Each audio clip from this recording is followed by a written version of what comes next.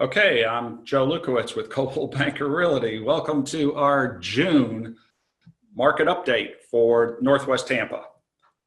And just kind of going with that, give you an idea of what's happening in the market today.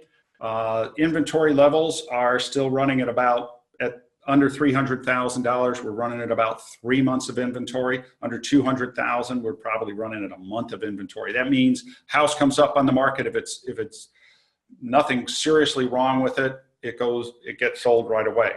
$300,000, again, very, very competitive market. $500,000, $600,000 market, a little bit slower, about 4 months of inventory, but that is still considered a seller's market.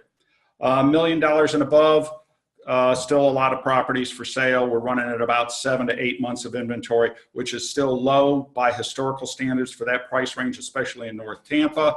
But market's still pretty strong. As speaking of the $1 million plus, there are at $1 million to $1.5 million, there's been quite a few sales in Northwest Tampa, North Tampa, and I define North Tampa as take Bush Boulevard, go straight over to Pinellas County, go straight north to State Road 54. That's Northwest Tampa. That's the area that I work in. In that area, at above $1.5 million, in the last 6 months, we've had 6 sales that have closed. We have 2 or 3 under contract, and we have about 18 active sales. I know this because I just did a market report for a guy selling his house in Avila. Avila has had in the last year, one house that's sold for above $2 million. There's several for sale in the $4, $5, $6 million range, but no closings yet. So, what that means is it's a very select market. Northwest Tampa's strongest market is anywhere between $300,000 and $700,000. That's really where the sweet spot is. People buying are move-up buyers. So a lot of them are first-time home buyers. It's very hard for first-time home buyers right now in the market. They're trying to buy a house for $200,000, $250,000, very little available. The biggest challenge we've got right now is loan underwriting.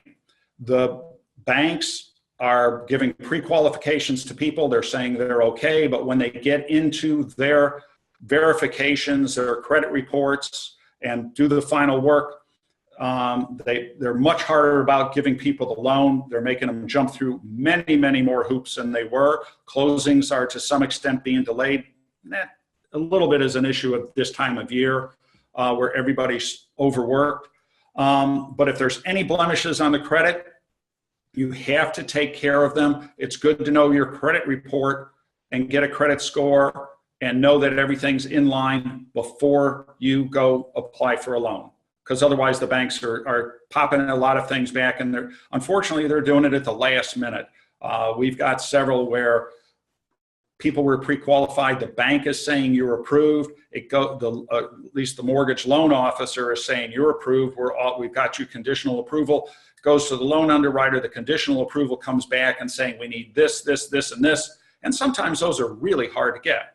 Because conditional approval could be, we need you to close out all your credit cards. We've just run into that.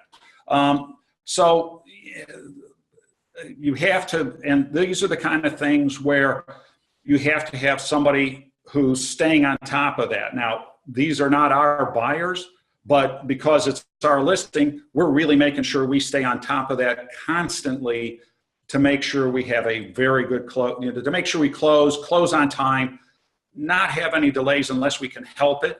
And sometimes we can, and sometimes we can't. We don't have delays of very long, but these are stressful times with people moving. Now, with low inventory, there's a lot of buyers trying to buy houses right now, and they are kind of, I'm going to say highly leveraged, partly because prices have gone up just in the Northwest Tampa market by about 8% in the last year. So that means a $250,000 house is worth almost $275,000 to $280,000 this year. Okay, interest rates have gone up by about almost 1% in the last year, which means that with the price going up, the interest rate going up, the purchasing power for people has dropped by almost 2 to 3%, maybe 4% on what they could have bought before based on their income. And that's really hard. People aren't getting that much in the way of raises. So just a thought, really talk to a good mortgage broker. Feel free to call me, say, hey, who have you got? Who do you know that's good? And you really want somebody, preferably local, but there are some good online companies that we can talk to about that issue. So that's kind of an overview as to what's happening in the market. It's a very strong seller's market. Buyers are having a hard time getting qualified, but they still can get loans. The interest rates are still historically low. A normal market would be 5% for a loan, 6% for a mortgage, for a 30-year mortgage, and we're still running at about 4.5 right today. So with that, let's see if there's any questions that are coming up from people that kind of want to know what's going on. So first question, it's now June and summer is about to start. Can you give me your guess on what the housing market will look like in the next few months? Well, here's what I just told a lady on the way down here. We had talked about putting her house up for sale about 6 months ago. I mean, at least getting started. Our best 4 months to sell a house are April. It goes April, May, June, July, August, September, October. So in other words, our hottest month is July. Once school starts, the momentum starts to slow up, we start losing the market. So if you're thinking about it and you can make it happen now, you will make more money. The difference between selling in July versus selling in December is somewhere between 5 and 7%. So in other words, if you have a $300,000 house and you could get $300,000 in July and you wait till December, you're going to get $280 just for the time of year. So really need to consider that. Okay, next question coming up. Let's see if there's any. Here's the question. I asked this to all real estate agents. What's your average list price to sold price ratio? A lot of that has to do with time of year, the market conditions. I keep track of mine. Right now, my median average price list to sales price ratio is 98%. So in other words, a $300,000 house, take off $6,000, and we're looking at like $294 as an example. But the higher the price range, $1 million house could sell for $900,000. That's a 10% difference. That's not untypical, okay? And I'm going across the board. My median time on the market, I was looking up because of competing with another agent. Mine's 11 days. My next closest competitor, his is 11 days. But the number 20 agent and down, they're running at about 28 days on the market. Now, candidly, 28 days is not a long time on the market in a normal market, but I have houses now that stay on the market for a month and people go, what's wrong with them? And there's absolutely nothing wrong with them. It's just, they may not be as clean as another house. They're probably not priced as well. And sometimes I have control of the pricing and sometimes the sellers are going, I want to get here. I'm telling them you need to be here. And if they don't do it the right way, they wait too long and it sells for down here. So really pay attention to the pricing, get a good agent who knows the market, whether it be me, which I'd like, or make sure you understand what the market's going to have, what's going to happen with the market, especially this time of year. You do not want to wait until August, September, October to get your house sold. You're going to lose money compared to right now. See if there's another question coming up.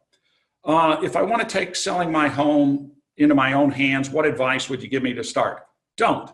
Okay. Personally, you can tell from the kind of interviews that I do, the things that I look at, there's a lot of stuff that happens, and it isn't just selling the house. It's keeping it closed, making sure all the details are happening. If you go on my website, you'll see some of the stuff that I have to do at like 7 o'clock at night just to make till 10. And I start at 4 in the morning, 5 in the morning a lot of times, just to make sure everything is staying in place. There are so many issues behind the scenes that you will not know. You can price the house, you can put it on the market, and you can find a buyer. You start running into problems, you have a problem. You got appraisal issues, inspection issues, you got underwriting issues. Those are just 3 of the things. Okay, is there anything right with your house? Is there anything wrong with your house? How are you going to market it? Are you getting the most money for it?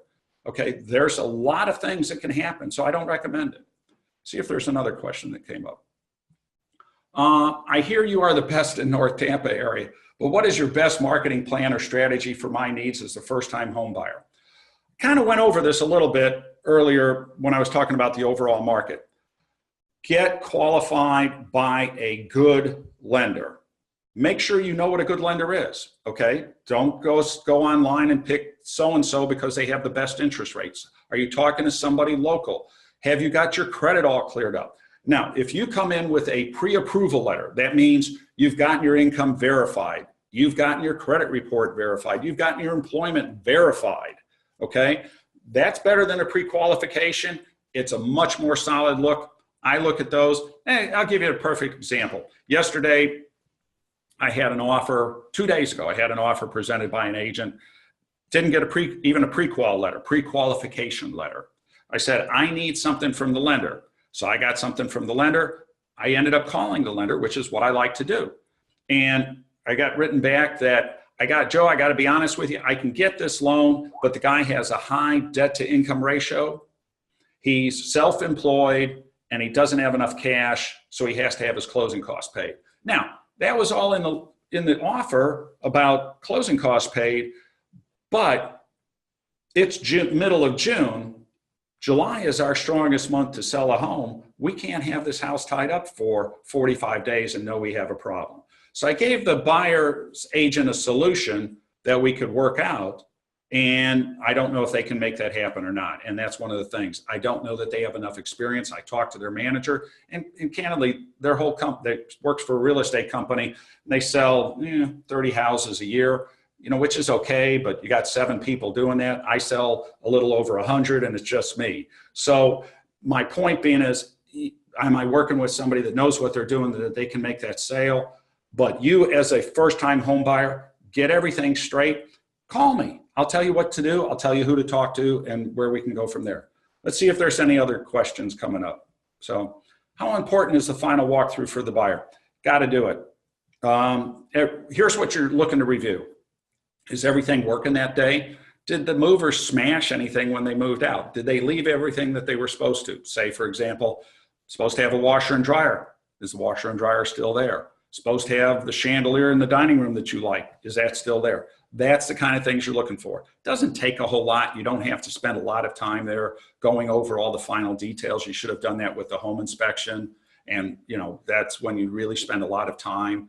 And, so go there, make sure that's all happening, make sure you're fine with the house, and then head to the closing. So any other questions coming up? Let's see. What good areas in Tampa are close to the beach and downtown for those on a budget? Okay, so in Tampa, you're probably looking at, the closer you are to the causeways, the better off you are. But anything south of Kennedy is double the price that you're going to pay in the area of town that I work in, which is Northwest Tampa. And so there's a trade-off. So you said you're on a budget, a $300,000 house in Northwest Tampa, let's take Carrollwood, is $500,000 in the Palmacia area or Beach Park area. That's just the difference. So if you can afford $500,000, you're liable to look in South Tampa. You may become highly leveraged. You're going to be a lot closer to the beaches. You're going to be a lot closer to restaurants. But I sell an awful lot in Carrollwood because people can't afford there. So that's where the trade-off is. See if there's one last question coming up, and then we'll call it a day.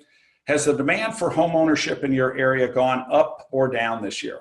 Actually, I think the demand is probably the same. A lot of buyers want to get in before the interest rates go up, so that demand is running constant.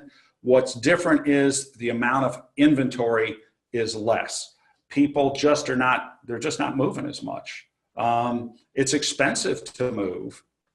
There's not a lot of things that they can go buy, so that lack of inventory for them to go to makes it so they don't want to put their house up. And at the lower end, where the first-time home buyers are coming in, that's where the biggest issue is. Houses that were $200,000 2 years ago are now $250,000. If that's and that makes a difference of about $350 to $400 a month in payments.